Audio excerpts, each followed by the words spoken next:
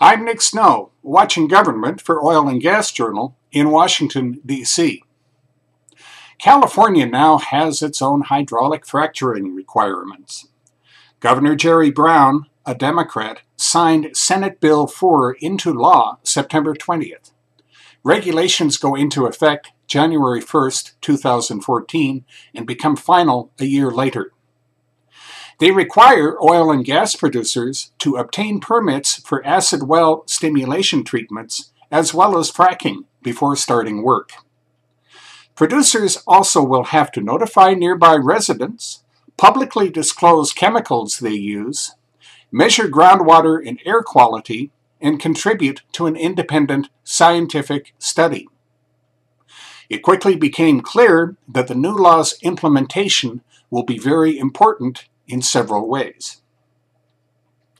While SB 4's requirements went significantly farther than the petroleum industry felt was necessary, we now have an environmental platform on which California can look toward the opportunity to responsibly develop the enormous potential energy resource contained in the Monterey Shale Formation, Western States Petroleum Association President Catherine Reyes Boyd said.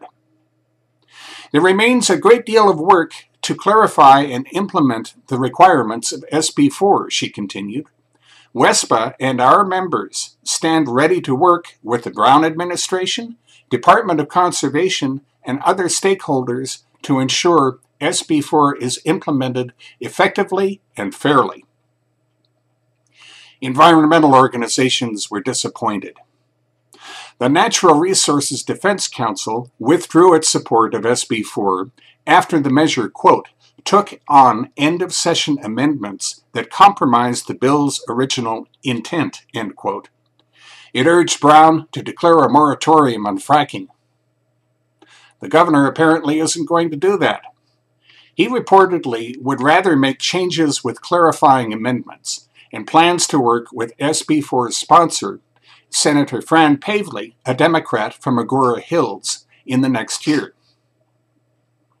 Considering we've been doing this for 60 years without incident, there is sort of a phasing-in period, Rock Zierman, the California Independent Producers Association's chief executive, told OGJ on September 23rd. Starting January 1st, we have to abide by all the requirements for disclosure and monitoring. For about a year and a half, we'll do it through a notice instead of a permit. That will change once the regulations are done. Zierman said there are several important points to remember about what's happening in California. One is that Brown and the legislature overwhelmingly rejected demands for a moratorium. It's ironic that a lot of people who berate others for not being scientific about climate change throw science out the window when it comes to fracking, he observed. Another is that work to tap Monterey Shale resources will come in Kern County as producers return to get deposits they had to leave behind. A third is that the law goes beyond fracking. If it's implemented correctly, California could have the most comprehensive well stimulation regulations in the country, Zierman said. That's Watching Government for this week. In Washington, I'm Nick Snow for Oil and Gas Journal.